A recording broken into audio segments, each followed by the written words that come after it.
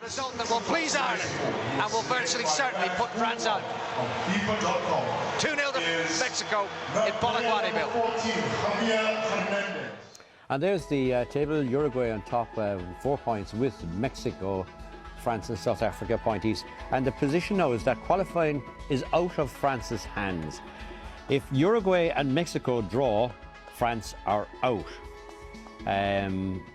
But obviously, if there's a result in that, France will have to beat. They'll have to beat South Africa very comfortably, depending on the result. It's a bit complicated, but it looks as if they're out. And in fact, it's out of their hands. That's the most important thing. And in fact, actually, the position is, from the bookies' point of view, is that Uruguay are 33-1 on to qualify, Mexico 12-1 on, and France 10-1 against.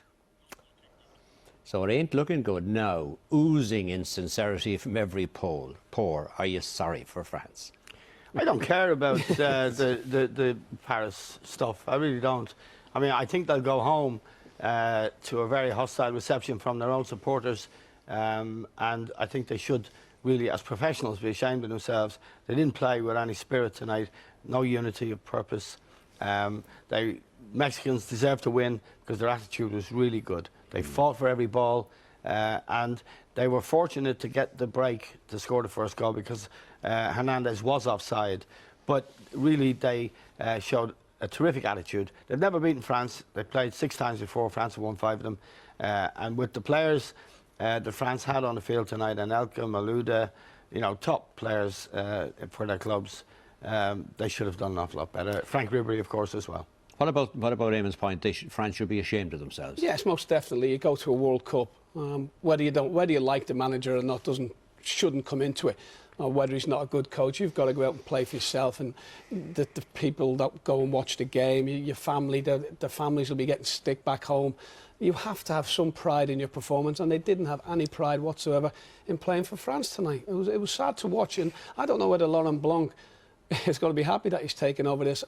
Eamon said they've got some good players in Ribery, Malouda, but they haven't got an awful lot of great players. You know, you look at that Valbuena coming on in the end. He looked like a pub player, little tubby fella on the wing doing like running about. I think it's going to be a very hard job for Laurent Blanc as well to lift the players again after what's gone on over the last 2 years. But I mean, this is consistent really from France. They, you know, in the European Championships they were hopeless as well. So if you were Blanc, now would you just get rid of most of that team? No, I think he'll have to restore the morale. Morale is the issue here, and the morale has been shot. We know from the 2 games Ireland played against them, Ireland went to Paris and played superbly. And I think what's noteworthy is that if you look at the attitude of the Irish players, every time they play for Ireland, they're brilliant. Their attitude is great. They want to play, regardless of the manager, regardless of the handicaps, they take pride in playing for the country, and they take pride as professionals in playing for themselves. And in France, you can't take that for granted. In a lot of other countries as well, you can't take that for granted. And we have quality players as well. I think Laurent Blanc will look at that, and he has a good reputation, a great reputation as a player, very respected. He was at Manchester United at the end of his career. Yeah. He did a really good job at Bordeaux. They won the French Championship last year. He's a good coach with a big reputation, and he won't want to fire them all out. What he wants to do is restore the morale. I think you won't see Henry in his squads. I think William Gallas, maybe not. But Ronnie's right to point out they don't have an array of gifted players, but they have 3 or 4 who should be able to allow him some foundation to build on. But you know, this may seem a silly point, but if you're playing for Stoke City or somewhere like that, and you're playing for Ireland, that is a different proposition entirely than, say, playing for Real Madrid or Barcelona and playing for France. I mean, the question of pride, I think, comes in, and I suppose the shop window of playing for your country when you're playing in a much lower part of a division. Shouldn't make any difference whatsoever what team you play for, what club team you play for. If you play for Stoke and you play for France, you should still show a certain amount of, or a lot of pride going into that game. Whether you play for Real Madrid and Ireland, it should be the same. You should, pride of playing for your country, you should all the time. You shouldn't go out there and play like some of the players played tonight. Anelka in the first half, you know, he's just non-existent, didn't want to be there. And it's terrible to think that a player can do that while he's playing for his country. It's just... Yeah, but there's Yeah, another but hold point. on a minute now, hold on. We have John O'Shea, who plays for Manchester United, terrific player. We have Shay Given, top pro. We have Robbie Keane. We have Damien Duff. We've got really top players, Richard Dunn. Yeah, but they always... Hold on a minute now. They're top players. They are. They take pride in playing for the country. It isn't really a question... Okay, well, can I ask you for. then a different question? Like, when somebody plays for Ireland, when the national team, whether it is in rugby or whether it is in soccer, goes out, the country is behind them. That is not the case in France. Well, it's not the case in lots of places. The English players always have a go. But there are countries where they don't have a go.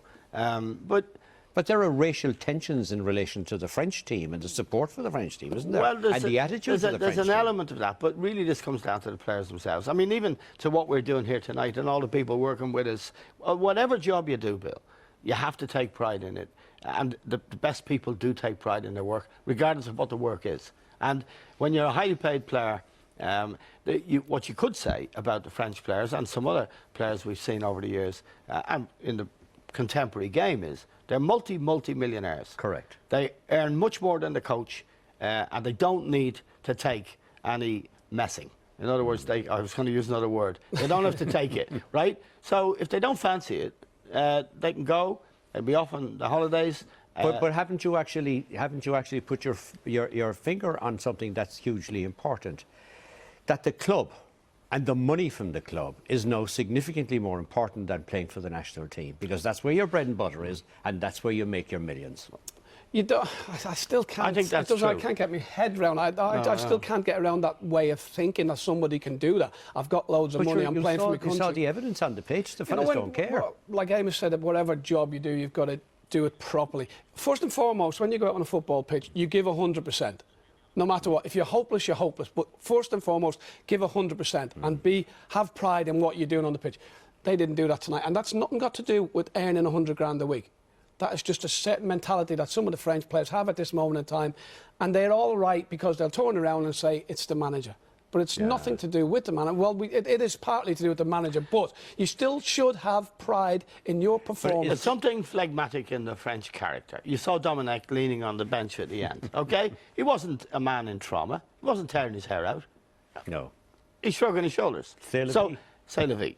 So there is that element of the French character. But, you know, to go back to the core point, it is, if you have a coach you don't respect and a federation you don't respect, and possibly, in the case of France, a country that doesn't love you, even when you win the World Cup and receive the Chevalier, the Légion d'honneur, okay, which is the highest order a Frenchman can get. There were people at that stage who criticised the racial composition of the squad. That may be a factor that's unique to France at the moment. But we live, you know, in a multicultural Europe now, and these are sensible people don't think that way. Is there another aspect as well, that teams like France, coming off heavy seasons in Europe and all that, are tired, and therefore we're making excuses. They're fundamentally not interested because they're tired. We're making excuses.